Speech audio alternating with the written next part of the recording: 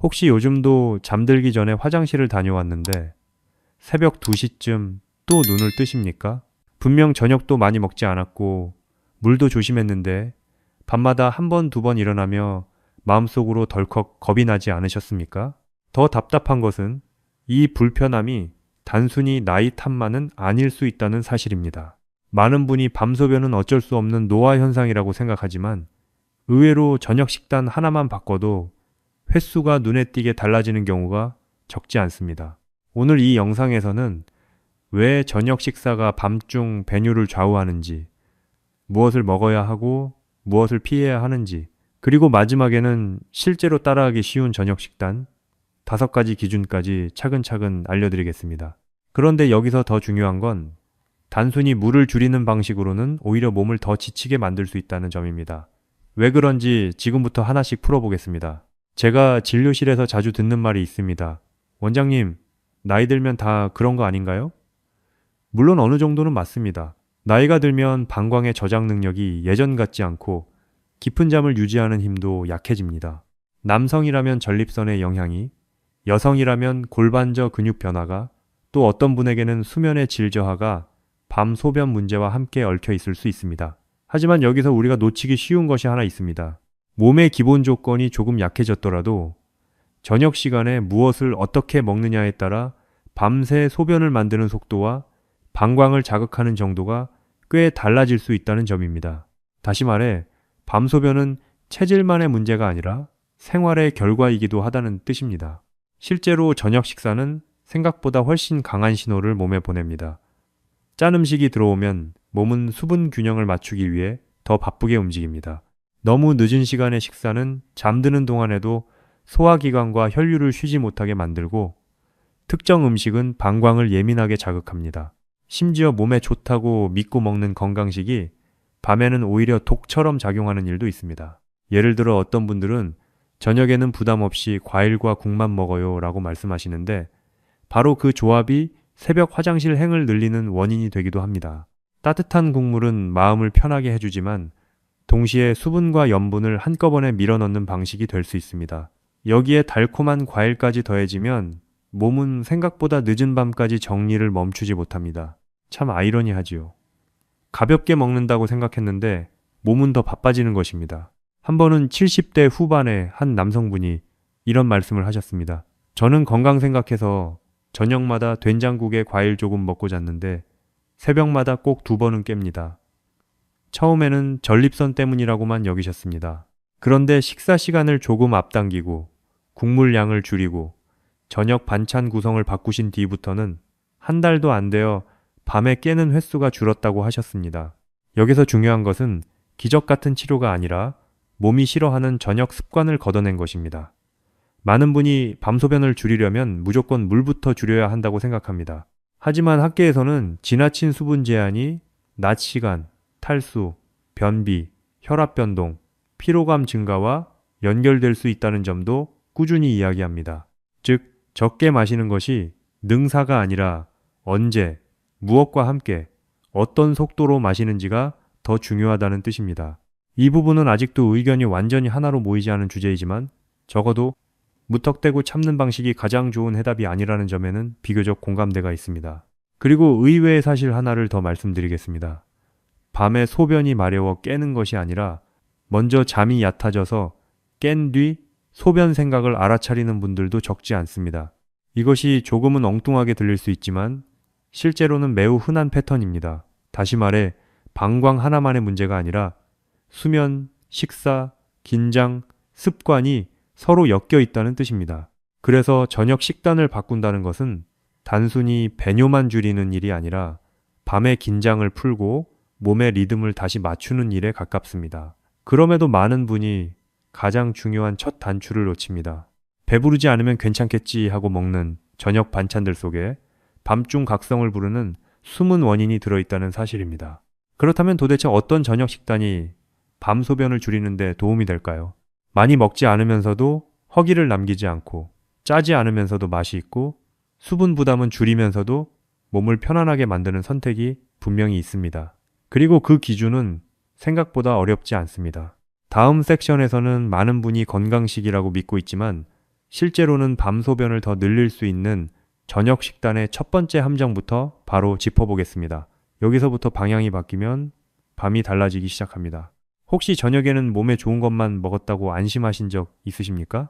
그런데도 새벽에 눈이 번쩍 떠지고 화장실을 다녀와도 다시 잠들기 어려웠다면 지금부터 말씀드릴 내용이 꼭 필요합니다. 많은 분이 밤소변의 원인을 물의 양에서만 찾지만 실제로는 저녁 식단의 구성 자체가 더 큰 문제인 경우가 적지 않습니다.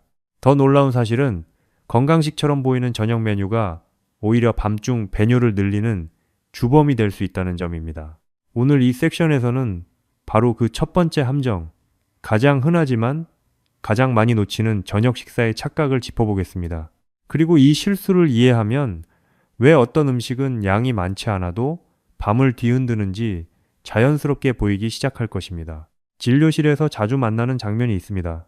저는 저녁에 기름진 음식 안 먹어요. 국 한 그릇에 과일 조금, 나물 반찬 조금 먹고 끝냅니다. 언뜻 들으면 아주 훌륭한 식사처럼 보입니다. 속도 편할 것 같고 나이 들어서 부담도 적을 것 같습니다. 하지만 바로 이 조합이 밤 소변을 늘리는 전형적인 패턴이 될 수 있습니다. 왜일까요? 먼저 국물입니다. 국물은 따뜻해서 위를 편하게 해주고 밥 없이도 식사가 된 듯한 만족감을 줍니다. 그런데 문제는 수분과 염분이 한 번에 들어온다는 데 있습니다. 짠맛이 강하지 않아도 국물 요리는 생각보다 나트륨이 높을 때가 많고 몸은 그 균형을 맞추기 위해 밤사이 더 많은 일을 하게 됩니다. 소변은 단순히 많이 마셔서만 늘어나는 것이 아닙니다. 몸이 조절해야 할 염분과 수분의 흐름이 커지면 밤에도 배출 작업이 계속될 수밖에 없습니다. 여기에 과일까지 더해지면 상황은 조금 더 복잡해집니다. 과일은 분명 좋은 식품입니다. 비타민도 있고 섬유질도 있습니다. 하지만 저녁 늦게 먹는 과일은 종류와 양에 따라 수분, 당분, 칼륨, 장운동, 자극이 한꺼번에 작용할 수 있습니다. 특히 수박, 배, 귤처럼 수분감이 많은 과일은 저녁 간식으로는 시원하고 가볍게 느껴지지만 밤에는 방광에 부담을 줄 수 있습니다. 어떤 분들은 과일은 밥보다 가벼우니 밤에 먹어도 괜찮다고 생각하십니다. 바로 그 믿음이 함정입니다. 가볍다는 느낌과 몸이 밤에 편하다는 것은 전혀 같은 말이 아닙니다. 몸은 감정보다 생리 반응에 더 솔직하기 때문입니다. 여기서 흔히 나오는 반론이 있습니다. 그럼 저녁에는 도대체 뭘 먹어야 하나요?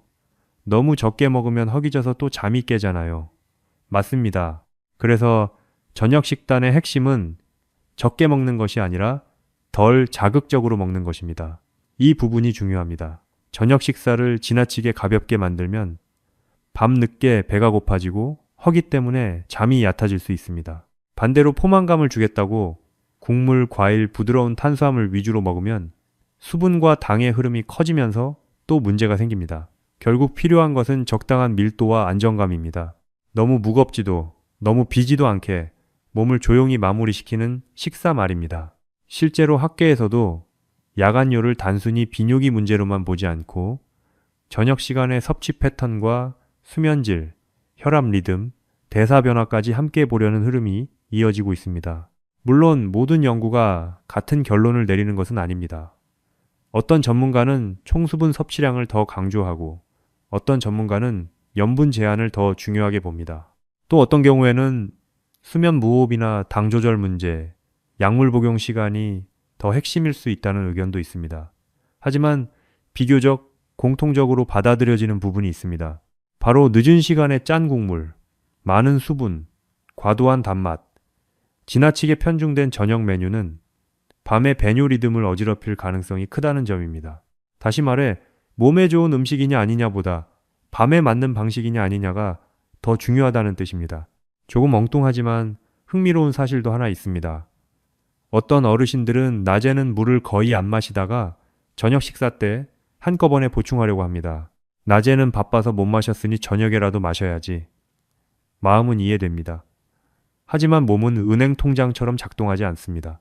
낮에 못 마신 물을 밤에 몰아서 넣는다고 조용히 저장해두지 않습니다.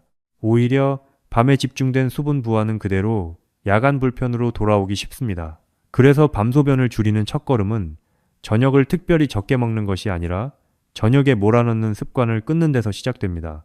결국 첫 번째 함정은 이것입니다. 저녁을 건강식처럼 보이게만 구성하고 밤에 맞는 식단으로는 생각하지 않는 것입니다.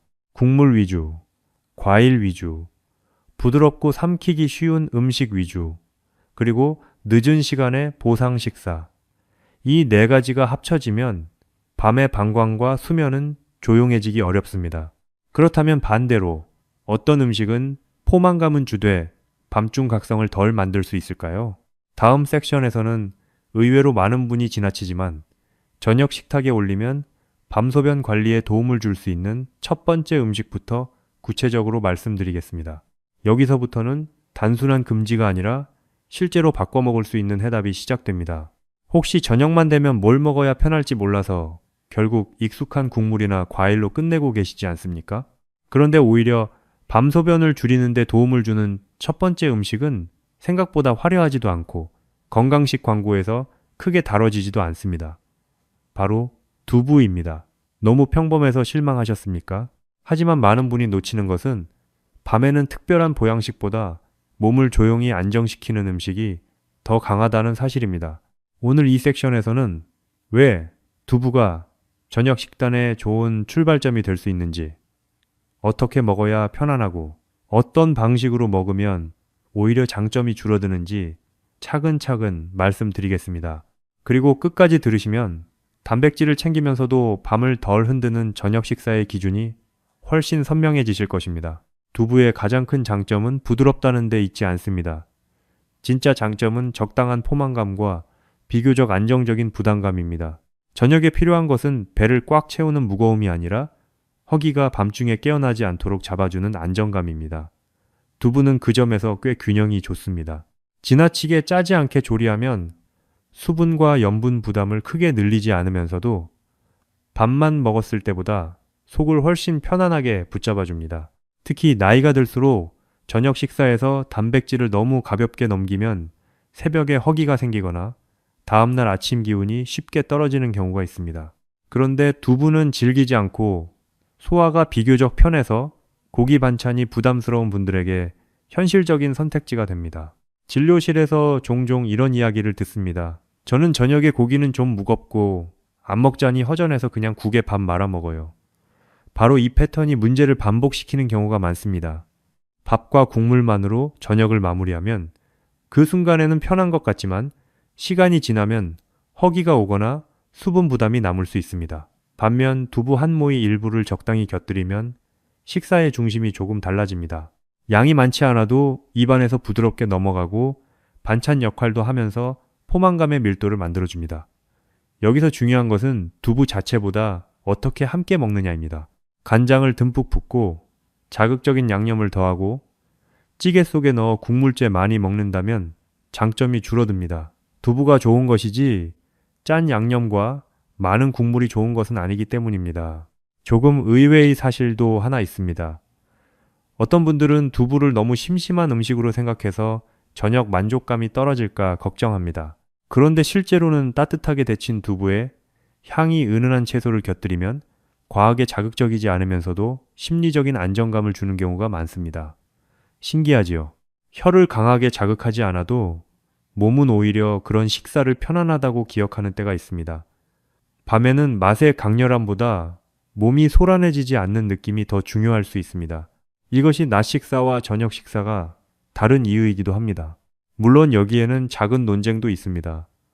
두부 같은 식물성 단백질이 저녁에 항상 더 낫다고 단정할 수 있느냐 하는 점입니다. 일부 전문가는 개인의 전체 단백질 섭취량과 근육 상태를 더 중요하게 보며 무조건 식물성만 고집할 필요는 없다고 말합니다. 또 어떤 경우에는 생선이나 달걀처럼 다른 단백질원이 더 잘 맞는 분도 있습니다. 맞는 이야기입니다. 사람마다 소화 상태와 질환, 약물 복용, 전체 식단 구성이 다르기 때문입니다. 하지만 비교적 폭넓게 공감되는 부분은 있습니다. 저녁에는 지나치게 기름지거나 짜지 않고 소화 부담이 덜한 단백질이 유리하다는 점입니다. 그 기준의 두부는 꽤 자주 들어갑니다. 특히 밤소변을 줄이는 관점에서는 수분을 많이 동반하지 않고도 포만감을 줄 수 있다는 점이 의미가 큽니다. 한 번은 69의 여성분이 과일을 끊으니 허전해서 못 견디겠어요 라고 하셨습니다. 그래서 저녁에 과일 대신 작은 양의 데친 두부와 부드러운 채소 반찬을 권해드린 적이 있습니다. 처음에는 너무 밋밋할까 걱정하셨지만 일주일쯤 지나서는 오히려 속이 덜 허하고 밤에 덜 뒤척인다고 하셨습니다. 물론 이것만으로 모든 문제가 해결된 것은 아닙니다. 잠드는 시간, 저녁 국물, 늦은 간식도 함께 조정했습니다. 하지만 그분이 가장 크게 느낀 변화는 저녁을 먹고도 몸이 덜 분주해졌다는 표현이었습니다. 참 정확한 말입니다. 밤에 필요한 것은 바로 그 덜 분주한 상태이기 때문입니다. 그렇다면 두부는 어떻게 먹는 것이 좋을까요? 핵심은 간단합니다. 적당한 양, 싱거운 조리, 국물 없이 또는 아주 적게, 너무 늦지 않게입니다. 부침을 하더라도 기름을 과하게 쓰지 않고 조림을 하더라도 간을 세게 하지 않는 것이 좋습니다. 된장찌개나 김치찌개 속 두부만 믿고 국물까지 많이 먹는 것은 조금 다른 이야기입니다. 또 밤늦게 배가 고프다고 두부를 간장과 함께 많이 먹는 것도 조심해야 합니다. 좋은 음식도 타이밍과 방식이 어긋나면 기대한 만큼 편안하지 않을 수 있습니다. 결국 중요한 것은 음식의 이름보다 밤이라는 시간대에 맞게 조용히 먹는 지혜입니다. 그런데 두부만으로는 아직 퍼즐이 다 맞지 않습니다. 포만감은 생겼는데 어떤 분들은 여전히 새벽에 한 번쯤 깨곤 합니다. 왜 그럴까요? 다음 섹션에서는 저녁 이후 몸의 균형을 좀 더 부드럽게 붙잡아주는 두 번째 음식, 그리고 많은 분이 잘못 알고 있는 조합의 기준까지 이어서 말씀드리겠습니다. 여기서부터 식단의 완성도가 훨씬 높아집니다. 저녁을 분명 가볍게 먹었는데도 왜 새벽에 한 번쯤은 꼭 깨게 될까요? 반대로 어떤 날은 양이 많지 않았는데도 이상하리만큼 푹 자는 날이 있지 않으셨습니까? 그 차이를 만드는 것은 단순히 많이 먹었느냐 적게 먹었느냐가 아니라 저녁 식사가 몸의 리듬을 얼마나 조용하게 마무리해 주느냐에 달려 있을 수 있습니다. 그래서 두 번째로 말씀드릴 음식은 아주 화려한 건강식이 아니라 의외로 담백하고 익숙한 재료입니다. 바로 달걀입니다. 많은 분이 달걀은 아침 음식이라고 생각하지만 저녁에 잘만 활용하면 밤소변 관리에 의외의 도움을 줄 수 있습니다. 오늘 이 섹션에서는 왜 달걀이 저녁 식사의 균형을 잡는 데 유리한지, 어떻게 먹어야 부담이 덜한지, 또 흔히 하는 실수는 무엇인지 자세히 말씀드리겠습니다. 그리고 이 내용을 이해하시면 왜 저녁 식단에서 단순한 허기 해결보다 더 중요한 기준이 있는지도 자연스럽게 보이실 것입니다. 달걀의 가장 큰 장점은 적은 양으로도 식사의 중심을 세워준다는 데 있습니다. 저녁이 문제되는 이유는 너무 많이 먹어서만이 아닙니다. 반대로 너무 성기게 먹어서 몸이 허전한 상태로 밤을 맞이하기 때문인 경우도 많습니다. 밥 몇 숟갈, 국물 조금, 과일 조금으로 끝낸 저녁은 입은 편할지 몰라도 몸은 금방 비어버릴 수 있습니다. 그러면 잠이 얕아지고 살짝 깼을 때 소변 마려움이 더 크게 느껴질 수 있습니다. 그런데 달걀은 소량만 곁들여도 식사의 밀도를 살려줍니다. 삶은 달걀이나 부드럽게 익힌 달걀, 반찬은 질기지 않으면서도 허기를 오래 끌지 않게 돕습니다. 이 점이 중요합니다. 밤에는 배를 꽉 채우는 포만감보다 새벽에 몸이 괜히 신호를 크게 보내지 않도록 만드는 안정감이 더 필요하기 때문입니다. 특히 시니어 식단에서는 저녁 단백질이 지나치게 약해지는 경우가 많습니다. 아침과 점심에는 그럭저럭 먹지만 저녁에는 소화가 걱정되어 거의 탄수화물과 국물만 남는 일이 흔합니다. 그러면 밤에는 배가 애매하게 비고 아침에는 기운이 더 떨어지기도 합니다. 달걀은 이런 상황에서 비교적 현실적인 해답이 됩니다. 작은 양으로도 식사에 힘을 실어주고 조리도 어렵지 않으며 따뜻하게 먹으면 심리적으로도 안정감을 줍니다. 흥미로운 점은 어떤 어르신들은 삶은 달걀보다 계란찜처럼 부드러운 형태를 훨씬 편안하게 느낀다는 것입니다. 같은 달걀인데도 형태에 따라 몸의 반응이 다르게 느껴질 수 있다는 점이 재미있지요. 결국 저녁 식단은 영양표만으로 결정되는 것이 아니라 실제로 몸이 어떻게 받아들이는지가 중요합니다. 하지만 여기서 흔한 실수가 하나 있습니다. 달걀이 좋다고 해서 짭짤한 반찬으로 만들거나 국물 음식과 함께 먹는 경우입니다. 예를 들어 짭조름한 장조림식 달걀 반찬, 라면이나 찌개에 넣은 달걀, 혹은 국물이 많은 계란국 형태는 저녁 밤소변 관리라는 관점에서 조금 다르게 봐야 합니다. 달걀의 장점은 비교적 안정적인 단백질 공급에 있는데 여기에 많은 염분과 수분이 붙으면 처음의 목적이 흐려질 수 있습니다. 다시 말해 달걀이 좋은 것이지 달걀을 둘러싼 짠조리 방식까지 좋은 것은 아닙니다. 그래서 저녁에는 삶거나 부드럽게 찌거나 기름과 소금을 과하게 쓰지 않는 쪽이 더 유리합니다. 물론 달걀에 대해서도 늘 같은 의견만 있는 것은 아닙니다. 어떤 전문가들은 달걀의 콜레스테롤 문제를 지나치게 걱정할 필요는 없다고 보지만 또 어떤 전문가는 개인의 심혈관 상태와 전체 식단 맥락을 함께 봐야 한다고 말합니다. 또한 신장 기능이 좋지 않은 분들은 단백질 총량을 무작정 늘리는 방식보다 자신의 상태에 맞는 조절이 더 중요할 수 있습니다. 이처럼 학문적으로는 늘 세부 조건에 대한 논의가 있습니다. 그러나 비교적 공통적인 지점은 분명합니다. 저녁에는 과식하지 않으면서도 허기를 줄이고 짠 국물이나 과도한 당분 대신 조용한 포만감을 만드는 식사 구성이 중요하다는 점입니다. 달걀은 바로 그 구도 안에서 자주 활용될 수 있는 재료입니다. 진료실에서 한 여성분이 이런 말씀을 하셨습니다. 저녁에 배가 고프면 무서워서 과일을 꼭 먹었어요. 안 그러면 새벽에 허기질까 봐요. 그런데 과일 대신 부드러운 달걀 반찬을 소량 넣고 국물은 줄이고 식사 시간을 앞당겼더니 새벽 각성이 덜해졌다고 하셨습니다. 아주 대단한 변화처럼 들리지 않을 수 있습니다. 하지만 실제 생활에서는 이런 작은 조정이 밤의 질을 크게 바꾸곤 합니다.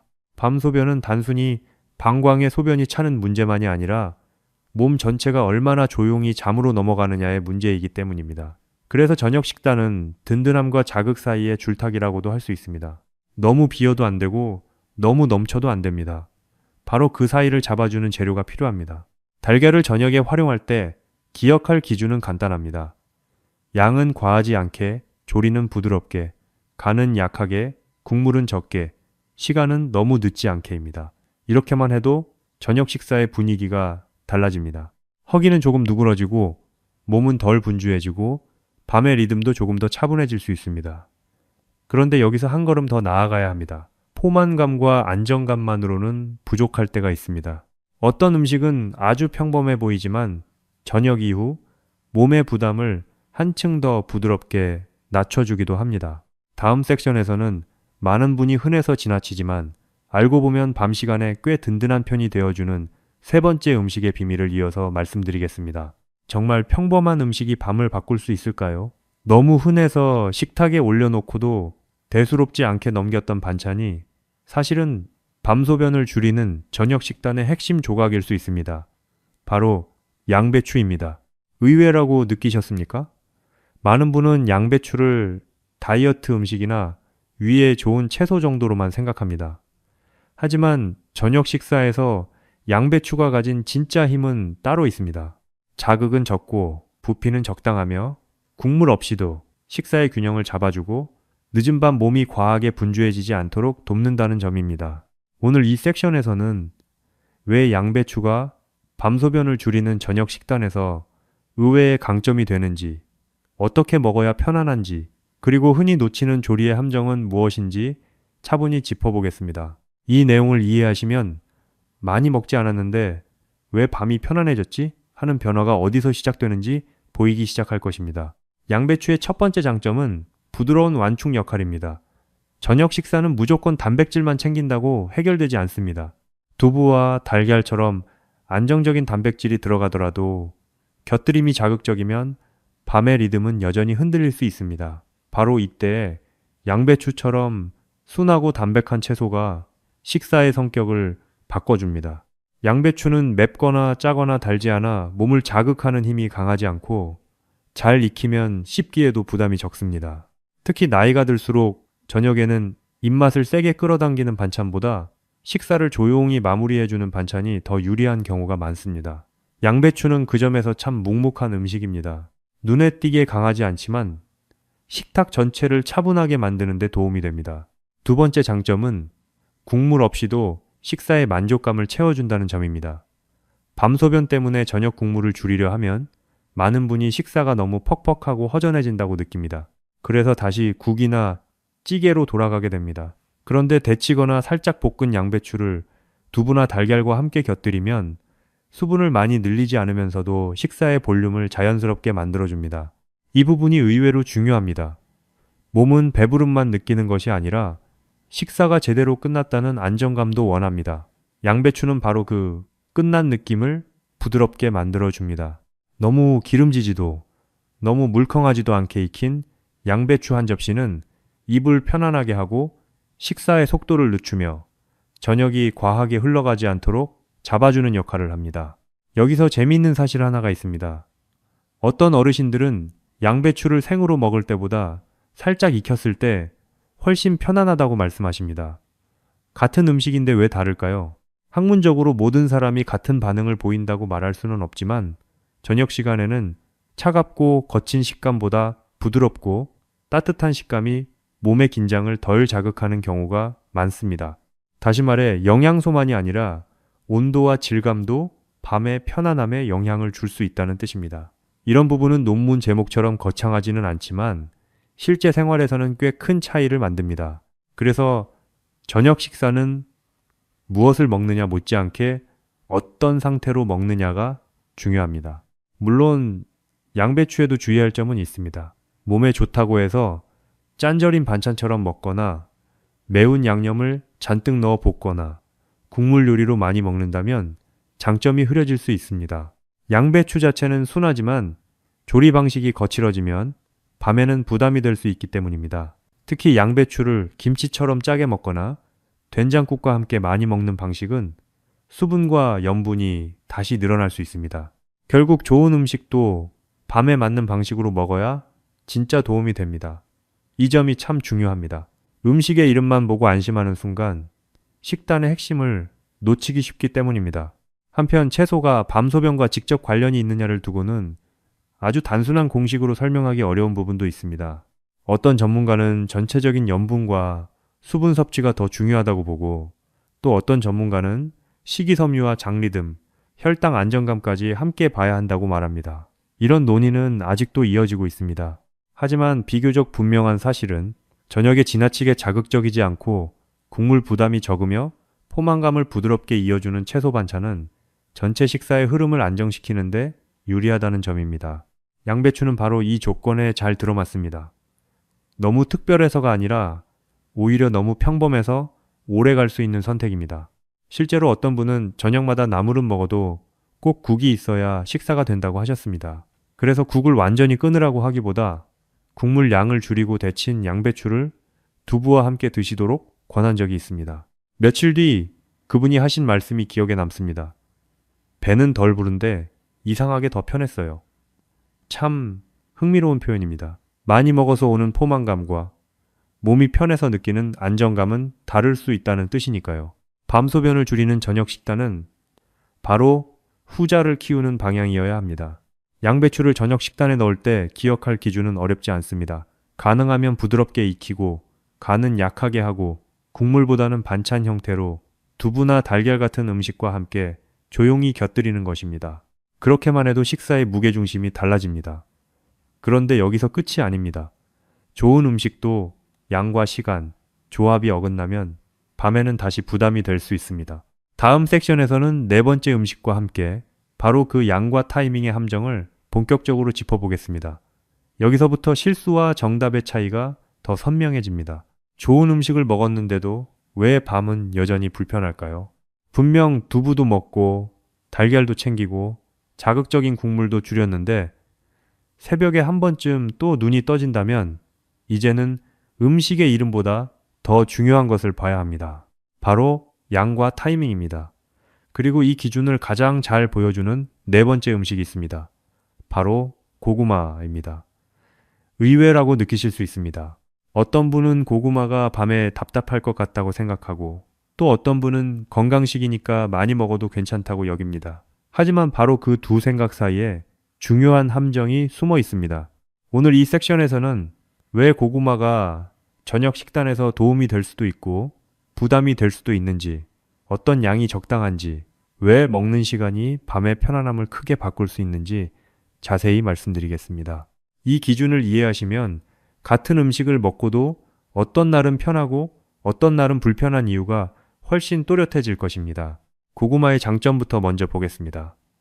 고구마는 너무 거칠지 않으면서도 은은한 포만감을 줍니다. 저녁에 밥을 너무 많이 먹으면 배가 묵직해지고 반대로 탄수화물을 너무 줄이면 허기가 남아 잠이 얕아질 수 있습니다. 이때 고구마는 밥보다 부드럽게 느껴지면서도 식사의 중심을 적당히 잡아주는 역할을 할 수 있습니다. 특히 짜지 않고 국물 없이도 먹을 수 있으며 두부나 달걀 같은 음식과 함께 두면 저녁 식사에 균형을 맞추기 좋습니다. 많은 분이 밤소변을 줄이려면 저녁을 무조건 가볍게 먹어야 한다고 생각하지만 실제로는 너무 비어있는 저녁도 문제가 될 수 있습니다. 몸이 허기를 크게 느끼면 깊은 잠으로 내려가지 못하고 조금만 자극이 있어도 쉽게 깰 수 있기 때문입니다. 그런 점에서 고구마는 지나치게 무겁지 않으면서도 허기를 조용히 눌러주는 재료가 될 수 있습니다. 하지만 여기서 첫 번째 조건이 나옵니다. 고구마는 양이 많아지면 장점이 줄어듭니다. 바로 이 부분을 많은 분이 놓칩니다. 몸에 좋은 음식이라는 이유로 저녁에 고구마를 두세 개씩 먹거나 밥 대신 든든하게 몰아서 먹는 경우가 있습니다. 그런데 그러면 저녁 식사가 가벼운 보완이 아니라 또 하나의 무거운 중심이 되어버릴 수 있습니다. 특히 늦은 시간에 양이 많아지면 소화가 길어지고 속이 더부룩해지거나 몸이 잠드는 속도가 늦어질 수 있습니다. 그러면 방광의 문제와 별개로 수면 자체가 얕아지고 그 결과 새벽에 깼을 때 소변이 더 선명하게 느껴질 수 있습니다. 밤소변은 늘 소변량만의 문제가 아니라는 말씀을 드렸지요. 몸이 조용히 잠으로 넘어가느냐 아니면 계속 일을 하고 있느냐도 아주 중요합니다. 두 번째 조건은 먹는 시간입니다. 같은 고구마라도 저녁 6시 무렵 식사의 일부로 먹는 것과 잠들기 한두 시간 전에 허전하다고 다시 먹는 것은 전혀 다른 이야기가 됩니다. 이것이 정말 중요합니다. 어떤 분들은 저녁을 일찍 먹고 밤늦게 출출해지면 과자 대신 고구마를 먹으니 괜찮다고 생각합니다. 물론 과자보다 나을 수는 있습니다. 하지만 밤 소변과 수면의 관점에서는 늦은 시간에 들어오는 추가 음식 자체가 몸을 다시 움직이게 만들 수 있습니다. 몸은 이제 마무리할 시간이라고 느껴야 하는데 고구마든 과일이든 늦게 들어오면 다시 처리 모드로 바뀌기 쉽습니다. 그래서 고구마는 좋은 재료이지만 저녁 식사의 일부로 조용히 들어갈 때 의미가 큽니다. 늦은 밤의 위로 음식처럼 먹는 순간 처음의 목적과 멀어질 수 있습니다. 여기서 흥미로운 점이 하나 있습니다. 어떤 어르신들은 밥보다 고구마를 먹은 날이 더 편했다고 말씀하시고 또 어떤 분들은 오히려 답답했다고 하십니다.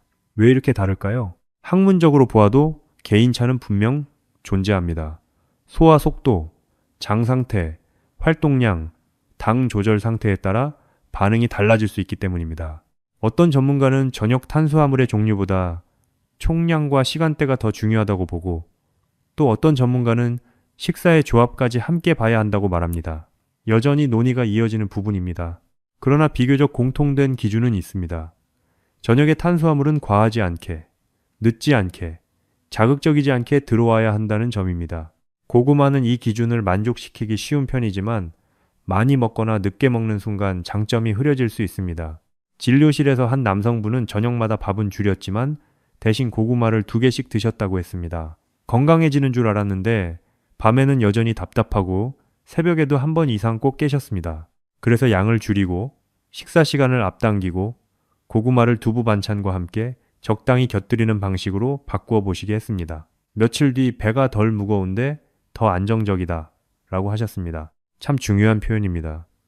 저녁 식단의 목표는 포만감의 크기가 아니라 편안함의 질이어야 한다는 뜻이니까요. 많이 먹어서 든든한 것이 아니라 적당히 먹어서 조용한 상태가 밤에는 더 같이 있을 수 있습니다. 그렇다면 고구마를 저녁에 어떻게 활용하면 좋을까요? 핵심은 단순합니다. 작은 양으로, 너무 늦지 않게, 국물 없이, 짠 반찬과 겹치지 않게 저녁 식사의 한 부분으로만 두는 것입니다. 고구마를 주인공처럼 많이 먹는 것이 아니라 두부나 달걀, 부드러운 채소와 함께 조용히 곁들이는 조연으로 쓰는 것이 더 낫습니다. 바로 여기서 많은 분의 밤이 달라지기 시작합니다. 그런데 아직 마지막 퍼즐이 남아 있습니다. 비슷해 보여도 어떤 형태로 먹느냐에 따라 밤의 편안함 차이가 커지는 5번째 음식이 있습니다. 다음 섹션에서는 그 마지막 음식과 함께 왜 선택법이 결과를 바꾸는지 이어서 말씀드리겠습니다. 같은 음식인데 왜 어떤 날은 밤이 편안하고 어떤 날은 새벽에 또 눈을 뜨게 될까요? 분명 몸에 좋다고 알려진 재료를 먹었는데도 결과가 다르다면 이제는 음식의 이름보다 어떤 형태로 고르느냐를 봐야 합니다. 그리고 그 차이를 가장 잘 보여주는 다섯 번째 음식이 있습니다. 바로 흰살 생선입니다. 생선이라고 하면 되게 건강한 음식이라고 생각하시지요? 맞습니다. 하지만 밤 소변을 줄이는 저녁 식단이라는 관점에서는 모든 생선이 똑같지 않습니다. 어떤 조리법은 몸을 조용히 안정시키지만 어떤 방식은 염분과 자극을 키워 밤을 다시 흔들 수 있습니다. 오늘 이 섹션에서는 왜 흰살 생선이 저녁 식사의 마지막 퍼즐이 될 수 있는지, 어떤 종류와 조리법이 더 나은지, 그리고 많은 분이 무심코 반복하는 실수는 무엇인지 자세히 말씀드리겠습니다. 이 기준을 알게 되시면 생선은 다 좋은 것 아닌가요? 라는 질문에 훨씬 현실적인 답을 갖게 되실 것입니다. 흰살 생선의 장점은 가볍지만 허전하지 않다는 데 있습니다. 저녁에는 무조건 고기를 피해야 한다고 생각하는 분들이 많습니다. 그래서 단백질을 너무 줄이거나 반대로 입맛을 살리기 위해 짭짤한 반찬으로 대신하는 일이 생깁니다.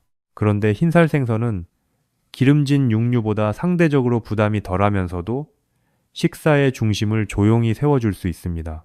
특히 잘 익힌 흰살 생선은 씹기 편하고 양을 크게 늘리지 않아도 저녁 식사의 빈틈을 채워줍니다.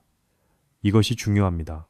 밤에는 배를 꽉 채워주는 자극적인 만족감보다 몸이 괜히 허하거나 과하게 바빠지지 않도록 해주는 차분한 만족감이 더 필요하기 때문입니다. 바로 그런 점에서 흰살 생선은 저녁 식단의 좋은 선택지가 될 수 있습니다. 하지만 여기서 바로 핵심이 나옵니다. 생선은 종류보다도 조리 방식이 밤의 결과를 바꿉니다. 같은 생선이라도 짭짤하게 조린 생선, 젓갈류와 함께 먹는 생선 반찬, 국물 많은 매운탕 속 생선은 이야기가 달라집니다. 생선이 건강한 것은 맞지만 저녁에 중요한 것은 건강식이냐보다 밤에 조용하냐입니다.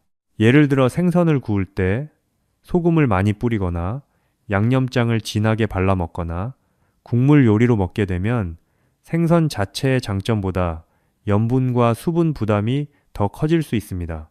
반면 담백하게 찌거나 싱겁게 굽거나 자극적이지 않게 익혀서 조금만 곁들이면 저녁 식사의 밀도는 살리면서도 몸의 부담은 크게 올리지 않을 수 있습니다. 결국 생선의 이름이 아니라 소금의 양, 국물의 유무, 양념의 세기가 밤의 편안함을 가르는 경우가 많습니다. 조금 의외의 사실도 하나 있습니다.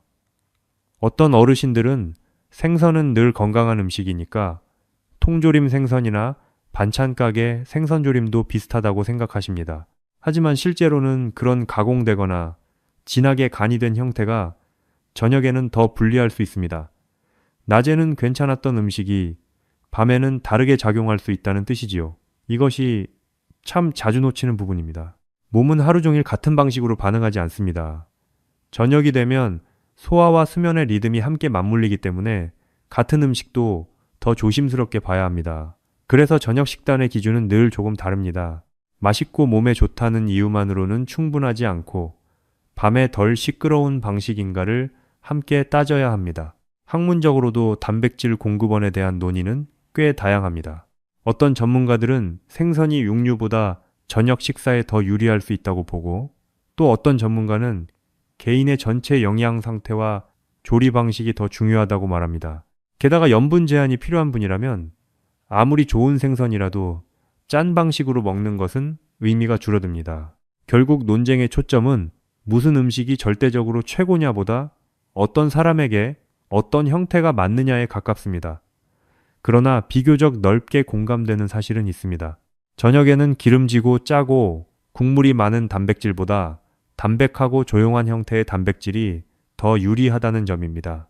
흰살 생선은 이 기준에 잘 맞출 수 있는 재료입니다. 다만 잘 고르고 잘 조리해야만 그렇습니다. 진료실에서도 비슷한 일이 자주 있습니다. 한 여성분은 저녁에 생선을 자주 드셨는데도 밤에 2번씩 깨셨습니다. 알고 보니 문제는 생선이 아니라 늘 함께 먹던 짠 조림 양념과 국물이었습니다. 그래서 생선 자체는 유지하되 양념을 순하게 바꾸고 국물은 줄이고 저녁 시간을 조금 앞당기도록 말씀드렸습니다. 며칠 뒤 그분이 하신 말씀이 참 인상적이었습니다. 같은 생선인데 훨씬 조용했어요.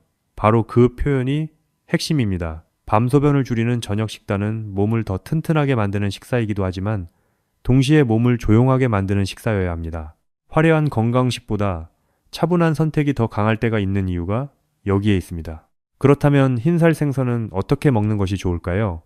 기준은 분명합니다. 싱겁게, 국물 없이 또는 아주 적게, 너무 늦지 않게, 과한 양념 없이 다른 짠 반찬과 겹치지 않게 먹는 것이 좋습니다. 여기에 두부나 양배추 같은 부드러운 반찬을 곁들이면 식사의 전체 리듬이 훨씬 안정됩니다. 이렇게 5가지 음식을 살펴보니 공통점이 보이시죠? 많이 먹지 않아도 허기를 줄이고 염분과 수분 부담은 낮추고 밤에 몸이 덜 분주해지도록 돕는다는 점입니다. 그런데 여기서부터 더 중요해집니다. 좋은 음식을 알아도 사람들이 가장 자주 무너지는 곳은 늘 따뜻하고 편안해 보이는 국물입니다. 다음 섹션에서는 많은 분이 건강식으로 착각하는 저녁 국물의 함정을 본격적으로 짚어보겠습니다. 여기서 진짜 실수가 드러납니다. 따뜻한 국 한 그릇이 정말 밤을 편안하게 해줄까요? 아니면 바로 그 한 그릇 때문에 새벽 2시, 3시에 또 눈을 뜨게 되는 걸까요? 많은 분이 저녁 국물은 속을 달래주고 잠도 잘 오게 만든다고 믿습니다. 특히 나이가 들수록 딱딱한 반찬보다 부드럽고 넘기기 쉬운 국물이 더 편하게 느껴지지요. 그런데 여기서 아주 중요한 반전이 있습니다. 저녁의 국물은 편안해 보이지만 밤소변이라는 관점에서는 가장 흔한 함정이 될 수 있습니다. 오늘 이 섹션에서는 왜 국물이 밤중 배뇨를 늘리기 쉬운지, 짜지 않아도 문제가 될 수 있는 이유는 무엇인지, 그리고 어떤 분들이 특히 더 조심해야 하는지 자세히 말씀드리겠습니다. 이 부분을 이해하면 왜 좋은 음식을 골라놓고도 결과가 달라지지 않았는지 비로소 연결되기 시작할 것입니다. 국물의 첫 번째 문제는 너무 단순해서 오히려 놓치기 쉽습니다. 바로 수분이 많다는 점입니다. 그게 뭐가 문제인가요? 물도 마셔야 하고 국도 먹어야지요. 맞는 말씀입니다. 수분 자체가 나쁜 것은 아닙니다. 문제는 언제, 어떤 형태로 얼마나 들어오느냐입니다. 낮 시간에 조금씩 나누어 마시는 수분과 저녁 식사 때 뜨끈한 국으로 한꺼번에 들어오는 수분은 몸에 전혀 다르게 작용할 수 있습니다. 특히 저녁 늦게 국물까지 넉넉히 먹으면 몸은 잠들기 직전까지도 정리할 것이 많아집니다. 그 결과 밤에 소변으로 배출해야 할 부담이 커질 수 있습니다. 많은 분이 물은 줄였는데도 밤소변이 줄지 않는 이유가 여기에 있습니다. 물컵은 줄였지만 국그릇이 그대로 남아있는 것입니다. 두 번째 문제는 염분입니다. 이 점이 더 중요할 때도 있습니다. 짠 국물은 당연히 문제가 될 것 같지만 의외로 심심한 국이라고 생각한 메뉴도 나트륨이 적지 않은 경우가 많습니다. 된장국, 미역국, 북엇국, 맑은 국, 심지어 건강식처럼 느껴지는 각종 채소국도 조미료와 간이 겹치면 생각보다 짭짤해질 수 있습니다. 몸은 염분이 들어오면 균형을 맞추기 위해 더 많은 조절을 해야 합니다. 그리고 이 조절 작업은 밤에도 멈추지 않습니다. 바로 이 때문에 국물을 먹은 날은 입이 더 마르고 그 마름 때문에 다시 물을 찾게 되는 악순환이 생기기도 합니다. 국물 한 그릇이 끝이 아니라 그 뒤에 갈증과 추가 수분 섭취까지 이어질 수 있다는 점이 무섭습니다. 여기서 많은 분이 하시는 말씀이 있습니다. 그래도 국이 없으면 밥이 안 넘어가요. 충분히 이해됩니다. 특히 어르신들에게 국은 단순한 음식이 아니라 식사의 중심 같은 존재일 때가 많습니다. 따뜻하고 익숙하고 위로가 되기 때문입니다. 그런데 바로 그래서 더 조심해야 합니다. 몸이 좋아하는 것과 몸이 밤에 편안한 것은 다를 수 있습니다. 낮에는 괜찮았던 습관이 저녁에는 부담이 될 수 있다는 말씀을 계속 드리는 이유도 여기에 있습니다. 국은 심리적으로는 안정을 주지만 생리적으로는 밤을 분주하게 만들 가능성이 있습니다. 참 아이러니하지요. 마음은 쉬는데 몸은 바빠지는 셈입니다. 조금 엉뚱하지만 흥미로운 사실도 있습니다. 어떤 분들은 저녁 국물은 괜찮고 대신 물만 안 마시면 된다고 믿습니다. 하지만 몸은 국물과 물을 전혀 다르게 계산하지 않습니다. 오히려 국물은 소금과 맛 때문에 더 쉽게, 더 많이 들어가기도 합니다. 물은 한 컵만 마시고 멈출 수 있어도 국은 숟가락질을 하다 보면 생각보다 양이 늘어나기 쉽습니다. 게다가 밥까지 말게 되면 식사 속도는 빨라지고 어느새 포만감은 커지는데 식단의 균형은 무너질 수 있습니다. 단백질과 부드러운 채소로 조용히 마무리해야 할 저녁이 수분과 염분 중심으로 기울어지는 것입니다. 바로 이것이 밤소변 관리에서 국물이 자주 문제가 되는 이유입니다. 물론 모든 국물이 모든 사람에게 똑같이 해롭다고 말할 수는 없습니다. 어떤 전문가는 하루 전체 수분량과 염분량이 더 중요하다고 보고, 또 어떤 전문가는 개인의 신부전, 신장 기능, 혈압 상태, 복용 약물에 따라 국물의 영향이 크게 달라질 수 있다고 말합니다. 실제로 그렇습니다. 낮에 활동량이 많고 전체 식단이 매우 담백한 분과 이미 저녁이 늦고 염분 섭취가 높은 분은 같은 국물에도 반응이 다를 수 있습니다. 이런 점 때문에 학문적으로는 언제나 세부 조건에 대한 논의가 이어집니다. 하지만 비교적 분명한 공통점은 있습니다. 밤소변으로 힘든 분이라면 저녁 국물은 가장 먼저 점검해야 할 항목이라는 점입니다. 특히 짜고 많고 늦은 국물일수록 불리할 가능성이 큽니다. 진료실에서도 이런 사례는 참 많습니다. 한 남성분은 저녁물은 거의 안 마신다고 하셨는데 밤마다 2번 이상 꼭 깨셨습니다. 자세히 여쭤보니 저녁마다 국이나 찌개를 넉넉히 드셨고 입이 마르다고 자기 전 물도 조금씩 더 드셨습니다. 그래서 국물을 절반 이하로 줄이고 반찬 중심의 식사로 바꾸고 낮 시간 수분 배분을 손보게 했더니 밤이 조금씩 달라졌습니다. 특별한 약이 들어간 것도 아니고 국물을 완전히 끄는 것도 아닙니다. 그저 국물의 자리를 바꾸었을 뿐입니다.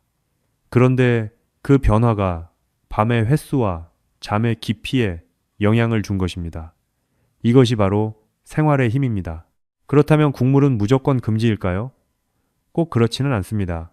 그러나 밤소변을 줄이고 싶다면 최소한 저녁 국물의 양을 줄이고 간을 약하게 하고 식사의 주인공이 아니라 보조로 내려놓는 것이 필요합니다. 국 한 그릇으로 식사를 끝내는 습관은 다시 생각해 보셔야 합니다. 왜냐하면 편안해 보이는 그 한 그릇이 사실은 밤을 깨우는 가장 익숙한 신호일 수 있기 때문입니다. 그런데 국물보다 더 교묘한 함정도 있습니다. 많은 분이 건강을 위해 챙겨 먹는 과일과 담백한 건강식이 오히려 새벽 각성을 부르는 경우입니다. 다음 섹션에서는 바로 그 불편한 진실을 짚어보겠습니다. 여기서 많은 분이 깜짝 놀라십니다. 저녁에 과일을 먹는 것이 정말 가벼운 선택일까요?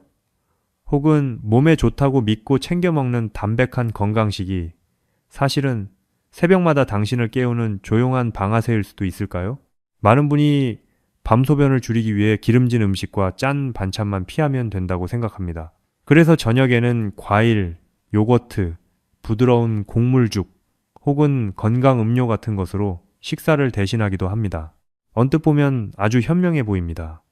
속에 부담이 없고 소화도 편할 것 같고 몸에도 좋을 것 같기 때문입니다. 그런데 바로 이 지점에 또 하나의 큰 오해가 숨어 있습니다. 몸에 좋은 음식과 밤에 맞는 음식은 다를 수 있다는 사실입니다. 오늘 이 섹션에서는 왜 저녁 과일과 담백한 건강식이 오히려 밤의 각성을 부를 수 있는지, 어떤 조합이 특히 문제인지, 그리고 왜 많은 분이 가볍게 먹었는데도 밤이 더 불편했다는 경험을 하게 되는지 자세히 말씀드리겠습니다. 이 부분을 이해하면 저녁 식사의 기준이 한층 더 선명해질 것입니다. 가장 먼저 살펴볼 것은 과일의 착각입니다. 과일은 분명 좋은 식품입니다. 비타민도 있고 수분도 있고 입맛을 산뜻하게 해줍니다. 그래서 저녁에 배가 조금 허전할 때 밥 대신 과일을 먹는 분들이 많습니다. 특히 수박, 배, 귤, 포도, 사과처럼 달콤하고 촉촉한 과일은 이 정도는 괜찮겠지라는 생각을 부르기 쉽습니다. 그런데 밤소변이라는 관점에서 보면 과일은 단순히 가벼운 간식이 아닐 수 있습니다. 수분이 많고 당분이 있고 어떤 과일은 장을 자극하고 어떤 경우에는 식사 후 혈당 흐름까지 흔들 수 있기 때문입니다. 다시 말해 과일은 입으로는 가볍지만 몸에는 여러 신호를 한꺼번에 보낼 수 있습니다. 밤에는 그 신호들이 생각보다 크게 느껴질 수 있습니다. 특히 저녁 늦게 먹는 과일은 2가지 문제를 만들기 쉽습니다. 하나는 수분 부담, 다른 하나는 달콤한 위안입니다. 수분 부담은 쉽게 이해하실 수 있습니다. 과일 속 물기가 많을수록 밤에 방광으로 이어질 가능성이 커집니다. 그런데 더 교묘한 것은 달콤한 위안입니다. 어떤 분들은 저녁 식사를 가볍게 하고 나서 그래도 과일 정도는 괜찮겠지 하며 조금 더 드십니다. 그 순간 과일은 식사의 일부가 아니라 식사를 다시 연장하는 역할을 합니다. 몸은 이미 마무리하려던 저녁을 다시 한번 처리해야 하는 상태가 됩니다. 밤에는 작은 추가 섭취도 의미가 큽니다. 특히 단맛은 심리적으로는 위로가 되지만 생리적으로는 몸을 다시 깨우는 경우가 있습니다. 참 묘하지요. 마음은 달래지는데 몸은 조용히 잠들지 못하는 것입니다. 과일만이 아닙니다. 요거트, 건강음료, 곡물죽, 미숫가루 같은 담백한 건강식도 저녁에는 다시 생각해 볼 필요가 있습니다. 많은 분이 씹기 편하고 부드럽고 속이 편하다는 이유로 이런 메뉴를 택합니다. 그런데 이런 음식들의 공통점은 때때로 마시기 쉽고 넘기기 쉽다는 점입니다. 바로 그 때문에 생각보다 양이 늘어나기 쉽습니다. 국물과 비슷한 방식으로 몸은 조용한 마무리보다 추가 수분과 추가 열량을 받게 됩니다. 또 어떤 제품은 생각보다 당이 높고 어떤 조합은 염분이나 첨가물까지 들어 있습니다. 건강식처럼 보여도 밤에는 꼭 편한 식사가 아닐 수 있다는 뜻입니다. 결국 부드럽다와 밤에 좋다는 같은 말이 아닙니다. 여기서 의외의 사실 하나를 말씀드리겠습니다. 어떤 어르신들은 저녁 식사를 아예 죽으로 바꾸면 편할 것이라고 생각하십니다. 물론 상황에 따라 도움이 될 수도 있습니다. 하지만 밤소변 관리라는 관점에서는 죽도 너무 묽고 양이 많아지면 오히려 국물 식사와 비슷한 문제가 생길 수 있습니다. 죽이 부드럽고 소화가 편한 것은 맞지만 동시에 수분과 탄수화물이 함께 들어오고 식사의 속도가 빨라질 수 있습니다. 그래서 죽 자체가 나쁘다기보다 묽고 많고 늦은 죽이 문제가 될 수 있습니다. 이처럼 밤의 식사는 음식의 이름보다 형태와 시간과 양이 훨씬 더 중요합니다. 학문적으로도 야간요와 저녁 식사의 관계를 볼 때 단순히 물의 양만이 아니라 당 조절, 염분, 수면질, 대사 반응까지 함께 보려는 시각이 많아졌습니다. 물론 모든 연구가 같은 결론을 내리지는 않습니다. 어떤 전문가는 과일 자체보다 총 저녁 칼로리와 늦은 섭취를 더 중요하게 보고 또 어떤 전문가는 개인의 당뇨 여부나 약물 복용, 활동량에 따라 반응이 달라질 수 있다고 말합니다. 분명 맞는 이야기입니다. 하지만 비교적 공통적으로 받아들여지는 흐름은 있습니다. 저녁 늦게 들어오는 단맛과 많은 수분, 지나치게 부드럽고 마시기 쉬운 식사는 밤의 리듬을 흐릴 수 있다는 점입니다. 몸에 좋은 음식이라도 시간대가 바뀌면 역할이 달라질 수 있습니다. 진료실에서도 이런 장면이 자주 있습니다.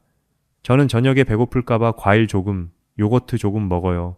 건강한 줄 알았는데 왜 자꾸 깨지요? 이 질문의 답은 단순하지 않지만 방향은 분명합니다. 밤에 중요한 것은 건강식의 이미지가 아니라 몸을 덜 움직이게 만드는 식사입니다. 그래서 과일이든 요거트든 죽이든 저녁 늦게 습관처럼 들어오는 추가 섭취는 다시 점검해야 합니다. 실제로 어떤 분은 저녁 과일을 줄이고 대신 식사 자체를 더 균형 있게 조정했더니 새벽 각성이 덜해졌다고 하셨습니다. 대단한 비법이 아니라 밤의 몸을 존중하는 방식으로 바꾼 것입니다. 결국 저녁 과일과 건강식의 가장 큰 오해는 이것입니다. 가볍게 느껴지면 밤에도 괜찮을 것이라는 믿음입니다. 하지만 밤에는 가벼움보다 조용함이 중요합니다. 적당한 단백질, 자극 적은 반찬, 적은 수분, 늦지 않은 시간, 이 기준이 더 중요합니다. 그런데 여기서 또 하나의 핵심이 남아 있습니다. 많은 분이 저녁 메뉴는 바꾸면서도 여전히 밤소변이 줄지 않는 이유, 바로 물을 마시는 시간 때문입니다. 다음 섹션에서는 물을 적게 마셔서가 아니라 언제 마시느냐가 더 중요할 수 있다는 아주 중요한 이야기를 이어서 말씀드리겠습니다. 이 부분을 놓치면 식단을 잘 바꾸고도 결과가 더딜 수 있습니다. 물을 줄였는데도 왜 밤소변은 그대로일까요? 반대로 어떤 분은 물을 아주 많이 참지 않았는데도 밤이 조금씩 편해지기도 합니다. 그렇다면 문제는 물의 양이 아니라 물을 마시는 시간에 있는 것 아닐까요?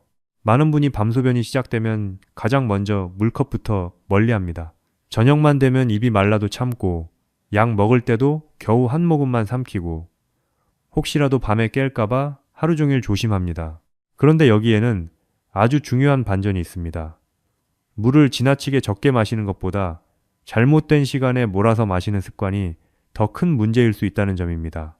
오늘 이 섹션에서는 왜 물의 총량보다 타이밍이 중요한지, 어떤 패턴이 밤을 흔드는지, 그리고 탈수는 막으면서도 밤소변 부담은 줄이는 현실적인 균형점이 무엇인지 자세히 말씀드리겠습니다. 이 기준을 이해하시면 도대체 얼마나 마셔야 하나요? 라는 질문보다 더 중요한 답을 얻게 되실 것입니다. 가장 흔한 실수는 이것입니다. 낮에는 바빠서 잘 안 마시다가 저녁에 몰아서 마시는 습관입니다. 어떤 분들은 낮에는 활동하느라 잊고 지내다가 저녁 식사할 때 국물로 마시고 식후에 차를 마시고 약 먹으면서 또 한 컵 마시고 자기 전에 입이 마르다고 한두 모금 더 드십니다. 본인은 많이 마시지 않았다고 느끼지만 몸 입장에서는 밤으로 갈수록 수분이 한꺼번에 몰린 셈입니다. 그러니 잠든 뒤에도 정리할 일이 남을 수밖에 없습니다.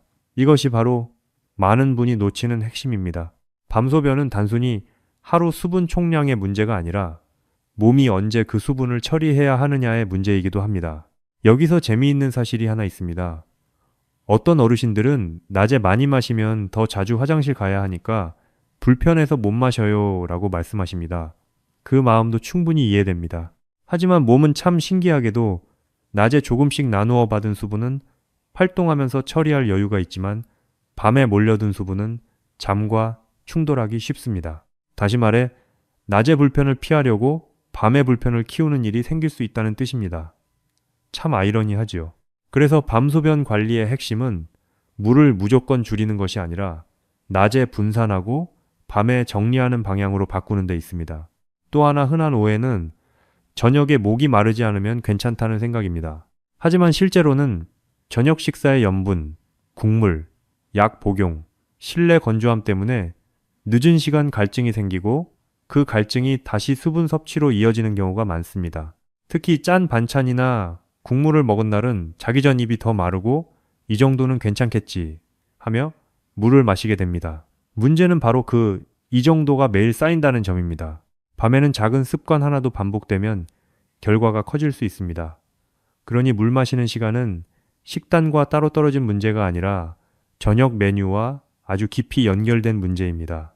저녁이 짜면 밤에 마르게 되고 밤에 마르면 다시 깨기 쉬워지는 흐름이 만들어지는 것입니다. 물론 여기에는 작은 논쟁도 있습니다.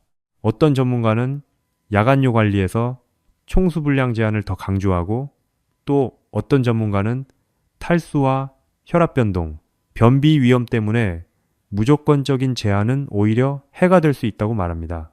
실제로 학문적으로도 모든 사람에게 똑같은 수분 기준을 적용하기는 어렵습니다. 신부전, 신장 기능 저하, 당뇨, 이뇨제 복용 여부에 따라 적정선이 달라질 수 있기 때문입니다.